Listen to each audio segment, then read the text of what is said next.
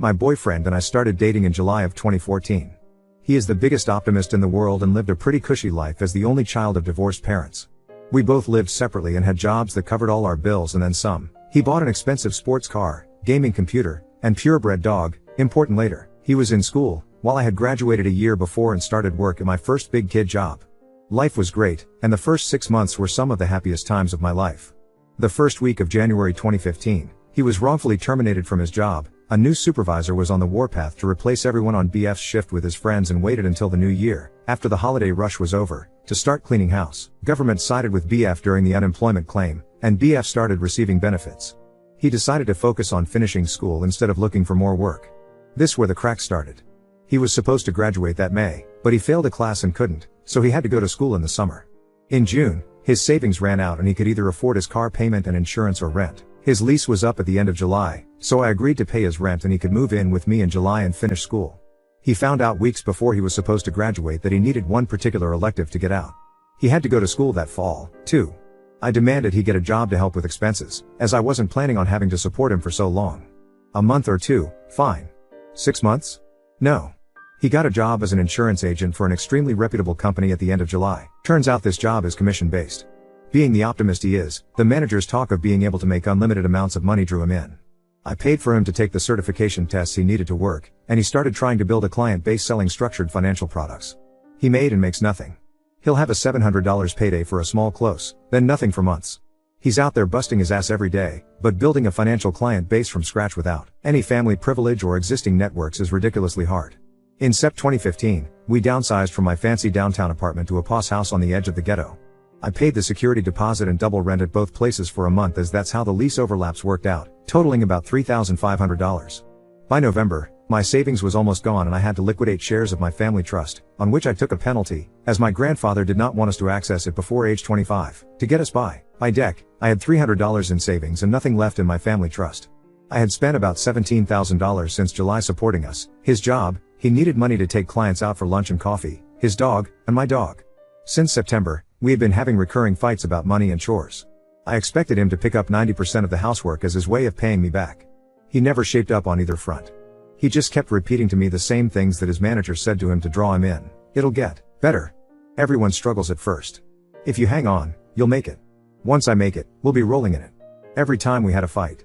Every time. 2 weeks before Christmas, we had this fight again and I demanded he do something other than feed me bullshit inspirational quotes. I left the house in a rage and drove to buy cigarettes.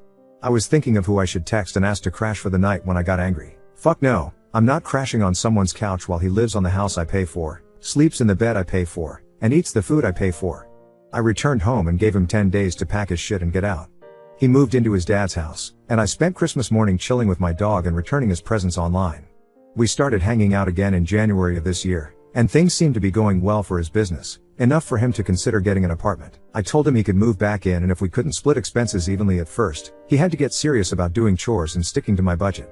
It was fine at first, but by April, he wasn't doing any chores and I was back to paying 100% of his and his dog's living expenses. He also was about to not meet quota for that quarter and asked me to sign up for a policy and then reverse it after quarter end so I'd be reimbursed. I lost my shit on him. I work in capital markets, I can't afford to commit financial fraud for him. I told him I've sacrificed enough for him, he can't come for my integrity too. Bonus, the friend who he did rope into doing the reversed policy still hasn't been reimbursed. 5 months later, we had another blowout fight, and he majorly stepped up on the chores front, which has sustained to this day. Money was still touch and go. When he didn't get paid, his fancy car ate it up every month. He landed a big case in May, and paid his half rent in June for the first time, and offered to pay all of July, which he did. By the second week of July, he was completely broke again, and told me last minute he couldn't pay August rent.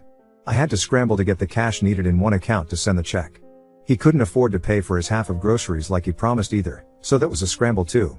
I'm so sick of this. I work an incredible job for my age, paid off all my college debt 8 months after graduation, and own my car, yet I'm living paycheck to paycheck supporting him. There's always something, even if it's a legitimate something, that keeps him from paying his half. It's been a fucking year and there hasn't even been marginal improvement. His job is meant for filthy rich trust fund kids who can afford to be this broke while they build their client base. I admire his optimism, but he's not suffering for listening to it. I am. I have enabled him far too long, and after the most recent fight about money, I realized he is too immature to be trying his hand at this job. He complains when he meets with clients that spend their money on cars and trips and toys instead of buying a policy from him. When he blew his money on a car and a gaming PC when he had a steady paying job. He has no problem having regular, circular fights with me yet won't ask his parents for help because that would be awkward and I don't want to lose his father's respect. He's hurt that I don't trust his promises when he's barely kept any of them, from his graduation date to his bills to chores. He is too immature to see the larger picture, and because I've been enabling him to a fault, he has never needed to because the consequences don't fall on him. They fall on me. Last night, I told him I'm not renewing the lease and I'm moving out by myself. He followed me around the house pleading with me and asking me questions. How do you feel about me? What about us? Where will I go? What will it take for you to let me come with you? Questions I have answered every single fight. Questions he needs to answer because it's his fucking life. I refused to answer them again and went to bed. He stood in the doorway and said that stupid Marilyn Monroe quote about not deserving people at their best if you can't handle them at your worst. I said he was totally allowed to feel that way and walk. He shut himself in the computer room and slept on the couch that night. I can't believe he feels like I'm abandoning him after all I've done. He doesn't understand how hurtful it is when he tries to pay his half of rent and bills by spouting off platitudes about struggle and success. It makes me feel so fucking disrespected and I have told him this every fight. And despite having this fight regularly, it's like he's not even listening to me. Why would he? I haven't made myself worthy of respect by being his financial doormat and not sticking to my boundaries. At this point, I feel he is using me as a safety net. He knows I won't let him or his dog starve so he doesn't make himself care about coming up with the money for food. He is deluded by his optimism so much so that he breaks every optimistic promise he makes to me. He talks about how he thinks a client will buy an expensive plan, but then they get the cheap one and now he can't pay rent. He talks about how he met loads of people at a networking event, but only 3 call him back and he needs money to take them out. He says he's set to get 40% enrollment on a corporate contract, but only gets 11% so he can't pay for groceries this week. I used to think he was lying to me, but now I see he's lying to himself. He hasn't matured at all and grounded his expectations in reality because I've been standing in the way of it. Because of this, I don't trust him to give me a realistic end date to supporting him, because he'll probably be wrong about that too. And now that I'm done being his atlas and holding his world together, he's starting to panic. It bothers me so fucking much that he didn't take me seriously until I let the hammer drop on him, as it should have been in the beginning. The irony is not lost on me that he's a broke financial advisor. I missed the first 6 months of this relationship, when he had a job that paid well enough to cover up his financial immaturity. I could have taught him a few things that might have stuck instead of picking up all the slack and mommying the ever-living fuck out of him. I miss going to sit-down dinners and football games and movies with him. I miss the feeling I had a month after I met him, where I knew I would marry him. Now I'm not sure at all. I'm sad I love him. It's a burdensome tether instead of the inner flame it used to be. And maybe this is my own fatal optimism speaking, but that guy is still there, buried underneath all this bullshit. He just has to grow the fuck out of it and take his own risks to learn his own lessons. I can't even explain how badly I want the guy I met back. I'm tearing up writing this. I agreed to him moving back in this year because, according to him, he only needed a few more months to make it and be stable, and I wanted that for him so badly so we could go back to enjoying life together. My hope is hamstringing me, just like it's doing to him. Can our relationship survive now that I'm seriously taking steps to ensure it doesn't bankrupt me? Or am I being stupid and thinking anything will change? Will he move in with his dad and just get him to be the new enabler? What am I doing wrong that's preventing him from understanding how I feel? Update 1. Well, a lot has happened since I made my first post. I guess I'll address it sequentially, since that's how I'm operating right now, moment to moment. After I made that post, I decided to truly cut him off. I changed the Wi-Fi password, froze the credit card I gave him, applied to close our joint accounts, and threw out any gifts I ever gave him. We were planning on attending a dork convention over Labor Day, in Atlanta, for those familiar with the con scene, that I had budgeted paying for both of us over a year ago. I told him he couldn't go unless he paid for his half of the hotel and tickets, $600. Not sure why I did this instead of shooting straight and admitting he was out of his gourd if he thought he could go. Shouldn't have played any games, but I'm kinda glad I did because he told me he'd have $1,000 to me by the end of August. Over text too, in writing. I was floored. Suddenly he can come up with money for a weekend of partying and a chance to reel me back in? I said I would apply that to August's bills, then he could start paying down the rest of the $25K he owed me for supporting him this past year before he could spend his money on luxuries like out-of-state vacations. This was over text, and he never responded, and slept on the couch again that night. That was a Friday. Saturday morning, he left the house around 9 a.m. with his dog, leaving all of his crap in my house. I piled all of his and his dog's stuff under his desk and got rid of any pictures of him around the house. I blocked him everywhere but Facebook and text. I went to 2 rental house showings, loved one of them and the landlord, put a deposit down that day, went on multiple walks with my dog as well as a long trip to the dog park, and celebrated/vented/drank wine through Twizzlers with my next door neighbor and her boyfriend. Ex-BF never returned that night. Sunday, I spent the day working on cosplays and outfits for the convention as well as goofing off with my neighbor and dog. It was lovely. I kept waiting for this wave of sadness and regret to hit me, but it never did. He had been out for 24 hours and his name wasn't on the lease. I texted him that his claim to residency was gone, and he needed to come get his things with 24 hours notice. He said he was coming that night. I said 24 hours notice. He agreed to Monday evening. Monday, he picks up his stuff in his father's truck and gives me back the key. Hours after he left, he added a song to our shared YouTube playlist, Say Something by A Great Big World. I added Gravity by Sarah Bareilles and Too Good by Drake, then removed his access to the playlist the next morning. Yay middle school communication methods.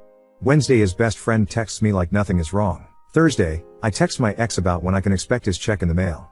He doesn't respond. Friday morning, I email him. At this point, as far as I can tell, he's gone no contact with me. I send him one last email a day later basically stating that, and he asks me to coffee Sunday night. We met up for coffee. He never mentions repayment at all, but in the discussion about our feelings, we both felt the same way about this. Betrayed, abandoned, hurt, and distrustful of the other person. He felt I had lied when I said I was fine supporting him and basically insinuated that I wouldn't want to be repaid if I believed in us because otherwise I was actually loaning him money under the guise of love and setting him up to fail. When I realized he felt just as used as me because I cut him off for my money, I knew I was done. My stomach sank like a weight. I let him finish talking, then we parted ways. He asked if he could contact me. I said I needed a break. The next day I emailed him about the $1,000 he promised me and reminded him he never discussed repayment at our meeting. He didn't respond for days. Then the day I was set to leave town for the convention, he replies saying the money was on the way. Cool, it can sit in my mailbox for 5 days while I'm out of state. Also, during this time he was telling mutual friends we were going through a rough patch, yet my friends were finding him on Tinder and OKC. I partied my tail off for the entire convention, and when I came back, the check was in an unpostmarked envelope in my mailbox.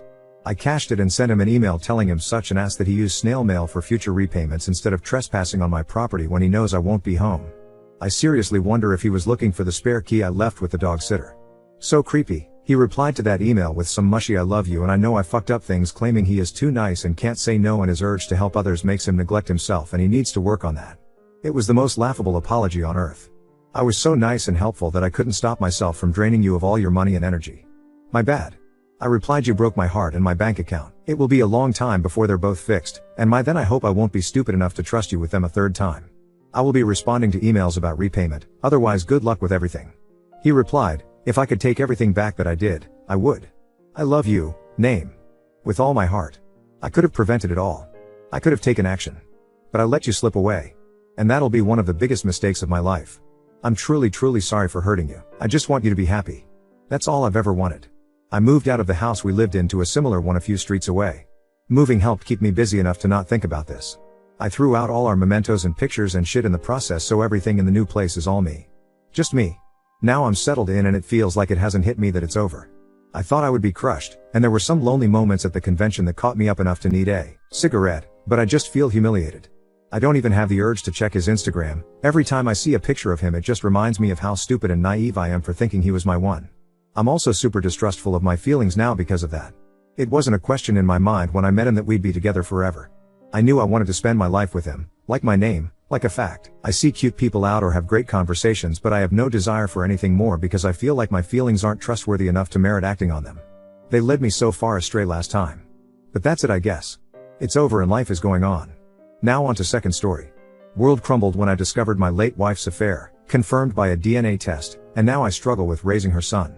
I, 32 male, am shattered and don't know where to turn. My wife passed away last month, only 7 months after giving birth to our son. She developed peripartum cardiomyopathy, a rare and severe form of heart failure that can occur in the months following childbirth. Despite the doctor's best efforts, she didn't survive. Losing her so suddenly has left me heartbroken and in a state of constant grief. 3 weeks ago, my wife's best friend came over to visit. She was visibly nervous and eventually told me she had something sensitive to share. After some hesitation, she revealed that my wife had confided in her that she'd been unfaithful around the time our son was conceived and that there was a chance he might not be mine. I was stunned and angry. My wife's best friend was telling me this only weeks after my wife's death, and it felt like an attempt to tarnish her memory. I couldn't believe it. I told her to leave and not to come back, convinced she was lying or trying to shift blame onto me somehow. The whole thing felt like a betrayal, and I tried to push the thought out of my mind. But once the idea was planted, it wouldn't go away. I kept wondering, what if she was telling the truth? After days of tormenting myself with this possibility, I decided to get a DNA test. It wasn't an easy decision. I felt guilty for even considering it, but I needed closure. Yesterday, the results came back. My worst fears were confirmed. My son isn't biologically mine. Now, I'm in turmoil. I loved my wife, and I wanted to believe our son was a piece of her and me together. But knowing he's not biologically mine has left me feeling lost and betrayed. I keep looking at him, trying to feel the same bond, but the pain of my wife's infidelity is so fresh, and I don't know if I'll ever be able to move past it. I feel awful even considering it, but I don't know if I can raise him on my own. The betrayal I feel is overwhelming, and I don't know if I'm capable of giving him the love and care he deserves. It's breaking my heart, and I feel like a failure, but I also feel like I'm not equipped to give him the life he deserves. Ada? Comments. Have you thought to call her friend and ask who the father is? That took a lot for her to tell you. She could have never told you. The right thing to do first is attempt to find this guy and inform him. More than likely she knows who it is. Be sure to apologize and say it was such a big shock but you appreciate she told you the truth. Do you recall looking back things that didn't add up? Did she ever mention a guy and put off like the person was a friend or co-worker? Did any guy stand out maybe at her service or anything like that? Did you look through her phone since finding out to see if there was anything on there? Look at her bank statement for unusual charges in when she could have been seeing him? Momo Skywalker. Yes, I would try to find the bio father. The friend might know who it is or have an ideal. Honestly, I couldn't raise a fair baby. The betrayal will hurt too much. If you truly feel you cannot love the baby as he deserves, then give him away. Either to bio father, your wife's family or adoption. It sounds heartless but in the end, you deserve to live your life without pain and your/her son deserves to be loved unconditionally. Edit, I hadn't thought of contacting the friend, but I will now. The replies have really solidified what I have been feeling. The child is innocent, but I don't think I'd be able to love or care for him as well as I should. Informing the family will be my first step, then contacting the AP, if possible. Adoption is going to be my last resort. Many of you may believe I'm a monster, but put yourself in my situation. I hope you all understand. Edit 2. So I called her friend, I apologized for my behavior, but also asked why she did not inform me as soon as she knew. She said her loyalties laid with her friend more than me. Okay, fine. I asked her about the AP, she said she doesn't know as it was a one-time thing. Apparently, it happened during her work time, whatever that meant, and during daytime as she'd been told. I mean, I'm not fully understanding, but it seems like she fucked a guy when she was supposed to be working. Many of you are suggesting I go through her phone or other social contacts, but I don't know any passwords. I never doubted her. We weren't controlling of each other, and had and gave plenty of privacy. The next step is informing the family, both mine and hers. I'm adding another thing, I don't hate the baby, and I'm not so deranged I'd throw him out of the house. Whatever happens happens according to procedure. I'm not going to instantly abandon a kid just because he isn't mine. Update 1. My family was shocked and angry about everything, but they stood by me. My in-laws were also shocked but didn't believe it at first. They asked to see the DNA test results, and after seeing them, they suggested we do a second test with both families present, just to be sure.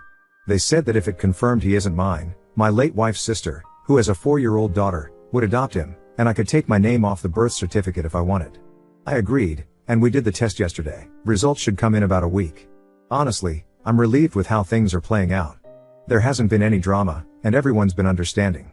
I've also talked to a lawyer who said getting my name off the certificate should be straightforward with the test results. Thank you all again for the support, and for those who offered to adopt him, I'm sorry, but your kindness means a lot. I'll update when the final results are in. Also, English isn't my first language, so I use GPT to help with formatting and phrasing. Edit, for those accusing me of karma farming, I'm going to delete this account after all this is over.